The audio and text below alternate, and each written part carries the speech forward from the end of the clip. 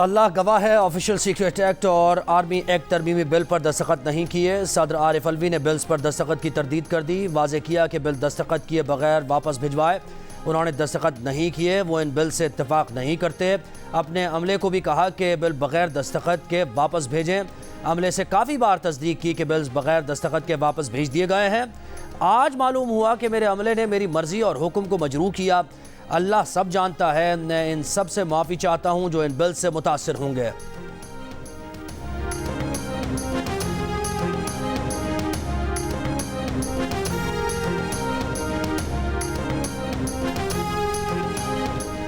वज़ारत क़ानून और इंसाफ ने सदर के बयान पर शदीद तशवीश का इजहार किया है। वज़ारत क़ानून का कहना है कि आइन के आर्टिकल 75 के मुताबिक कोई भी बिल मंजूरी के लिए सदर को भेजा जाता है।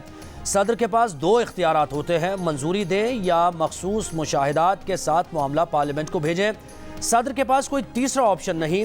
सदर के पास बिल्स वापस करने का तरीका था तो अपने मुशाहिदात के साथ वापस कर सकते थे। सदर ने जैसे माजी करीब में बिल वापस भिजवाए हैं वैसे ही ये भी भिजवा सकते थे। सदर मुमलिकत बिल वापस करने से मुताल्लिक़ प्रेस रिलीज़ भी जारी कर सकते थे।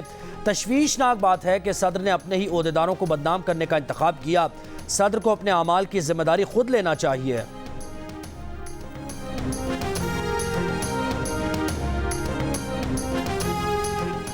सदर आरिफ अलवी के बयान ने नया पंजोरा बॉक्स खोल दिया। सेनेटर शहरी रहमान ने सदर अलवी की वजाहत पर रद्द-ए-अमल में कहा कि सदर की वजाहत उनके मनसब संभालने की अहलियत पर सवालिया निशान है।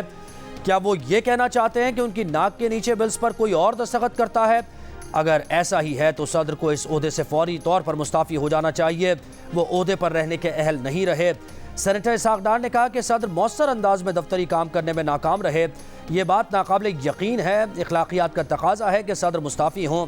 सेनेटर इरफान सिद्दीकी बोले कि सदर मुमलिकत रियासत के इतने बड़े मनसब को खेल तमाशा ना बनाएं, उनके लिए घर जाना ही बेहतर है।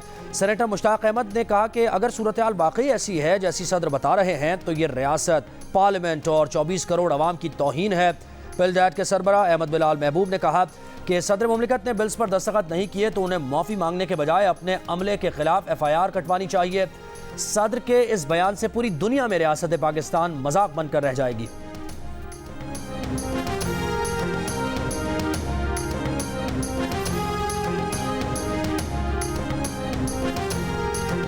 सदर मुमलिकत का बयान हर लिहाज से गैर मामूली, तशवीशनाक और नाकाबिल तसव्वुर है। इस बयान के बाद पूरी कौम में बेचैनी और इस्तराब की संगीन लहर ने जन्म ले लिया है।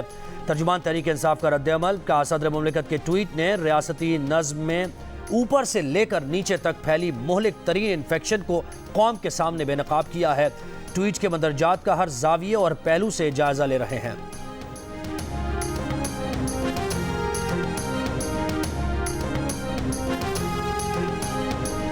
साइफा केस में FIA का तहरीक इंसाफ पर घेरा तंग। चेयरमैन PTI और शाह महमूद कुरैशी के बाद असद उमर को भी हिरासत में ले लिया गया। FIA के मुताबिक बाज़ाब्ता गिरफ्तारी नहीं हुई, पूछगछ की गई है। गुज़श्ता रोज़ गिरफ्तार किए गए शाह महमूद को डिस्ट्रिक्ट कोर्ट ने एक रोज़ा रिमांड पर FIA के हवाले कर दिया। तोशाखाना केस में कैद चेयरमैन PTI की साइफा केस में भी गिरफ्तारी डाल दी गई। सेक्रेटरी दाखिला की मुद्दत में दर्ज मुकदमे में कहा गया है कि साबिक़ वज़ीर आज़म ने साइफर को कौमी सलामती की कीमत पर अपने मज़मूम मकासद के लिए इस्तेमाल किया।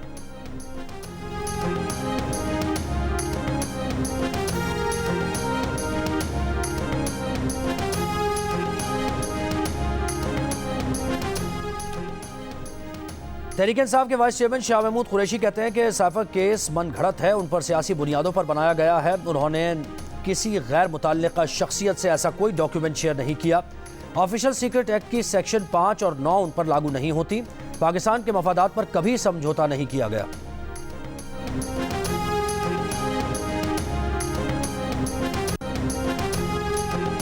Free and fair election network ने इलेक्शन कमीशन को हल्काबंदियों के लिए तजावीज़ दे दी। फैफन का कहना है कि इलेक्शन कमीशन तमाम इंतखाबी हल्कों की मसावी आबादी पर तश्कील यकीनी बनाए।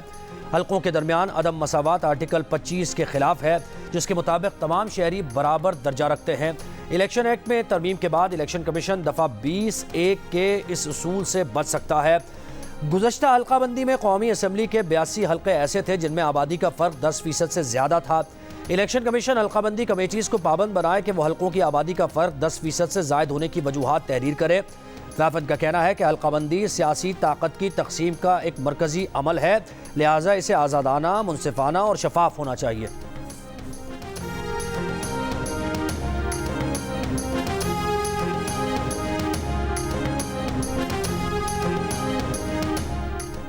रानीपुर में पीर के घर से मुर्दा पाई जाने वाली 10 साला मुलाजमा पर जिस्मानी तशद्दुद की तस्दीक, जिनसी तशद्दुद का भी खदशा। अदालती हुक्म पर फातिमा की कब्र कुशाई के बाद उनका पोस्टमार्टम किया गया था। पोस्टमार्टम की इब्तदाई रिपोर्ट के मुताबिक फातिमा का जिस्म गलने की इब्तदाई कंडीशन में था। चेहरा एक तरफ से नीला और दूसरी जानिब से हरा हो चुका। जिस्म पर तशद्दुद के निशानात मौजूद हैं।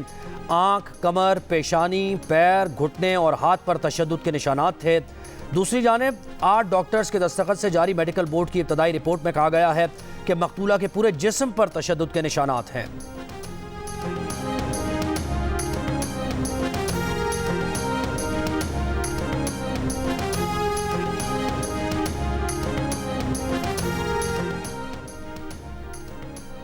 कराची से इस्लामाबाद जाने वाली मुसाफिर बस मोटरवे पर डीजल से भरे ड्रम से जाने वाली ट्रक पिकअप से टकरा गई। हादसे के बाद मुसाफिरों बस में आग लग गई। अंधोनाक हादसे में 18 अफराद जाँ बहक, 14 जख्मी। आग से झुलस जाने के बाद मुतअद्दिद मुसाफिरों की लाशें शनाख्त के काबिल नहीं। DNA से शनाख्त होगी। हादसा अलसुबह 4:15 बजे पिंडी भटिया के करीब पेश आया। इब्तदाई तहकीकात के मुताबिक हादसा बस ड्राइवर की गफलत से पेश आया।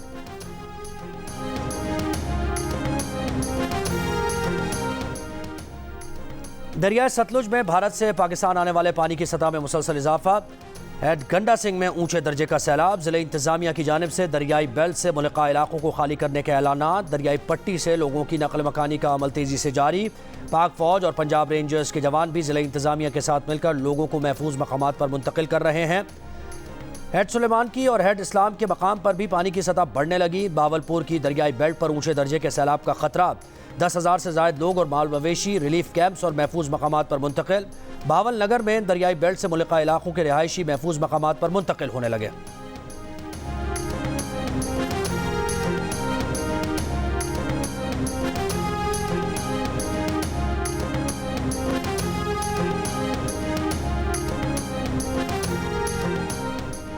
निगरान वज़ीर आला पंजाब मोहसिन नकवी पूरी काबीना समेत मसीही बरादरी से यकजहती के लिए जड़ावाला के इलाके ईसा नगरी पहुँचे। पंजाब की तारीख में पहली बार चर्च के अंदर सूबाई काबीना का खुसूसी इजलास हुआ। मीडिया से गुफ्तगू में वज़ीर आला मोहसिन नकवी ने बताया कि उन्होंने चर्च में पंजाब काबीना का इजलास करके मुतासरीन को इंसाफ दिलाने का वादा किया है। जितने गिरजाघर जलाए गए हैं उन्हें हुकूमत असली हालत में बहाल कराएगी। 2 चर्च 72 घंटे के अंदर अंदर असल हालत में बहाल कर दिए गए। वज़ीर आला के मुताबिक काबीना मीटिंग में फैसला किया गया कि जलाए गए घरों के मुतासरीन को फ़ी ख़ानदान 20-20 लाख रुपए दिए जाएंगे।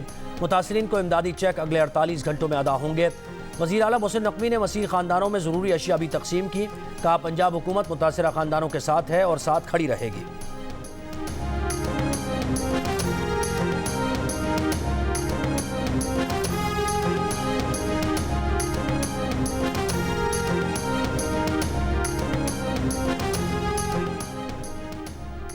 असम्बली और हुकूमत ने मुद्दत पूरी की तो आइन का तकाजा है कि 90 रोज़ में इलेक्शन का ऐलान किया जाए। जमात इस्लामी के अमीर सिराजुल हक की प्रेस कॉन्फ्रेंस का इलेक्शन कमीशन इलेक्शन की तारीख न देकर आइन की खिलाफ वर्जी कर रहा है। PDM और पीपल्स पार्टी ने CCI का इजलास बर वक्त न बुलाकर इलेक्शन को मुलतवी या मौखर का शिकार करने की साजिश की।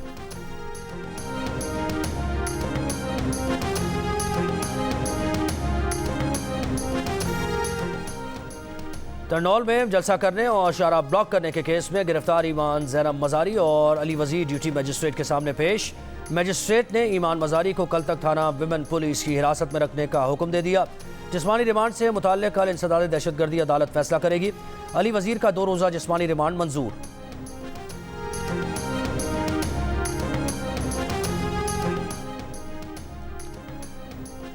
कराची में 3 रोज़ के दौरान पीपल्स पार्टी के 2 मकामी अहदेदार फायरिंग से कत्ल। 17 अगस्त को औरंगी टाउन में अमजद हुसैन को 10 गोलियां मारकर कत्ल किया गया। पुलिस ने आज मरकजी मुलजिम को गिरफ्तार कर लिया।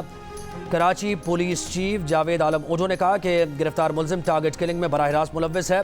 गुज़श्ता रात इत्तेहाद टाउन में पीपल्स पार्टी के मकामी रहनुमा शौकत हम्माद को गोलियां मारकर कत्ल किया गया। मकतूल को 4 गोलियां मारी गईं। मुकदमा अब तक दर्ज न हो सका।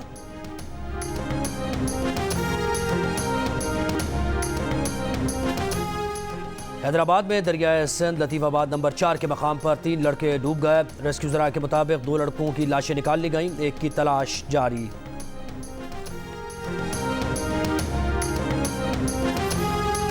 और नेज़ाबाजी के आलमी कप में शिरकत के लिए टीम पाकिस्तान जोहानिसबर्ग पहुंच गई। एयरपोर्ट पर पाकिस्तानी कम्युनिटी की तरफ से टीम का शानदार इस्तकबाल।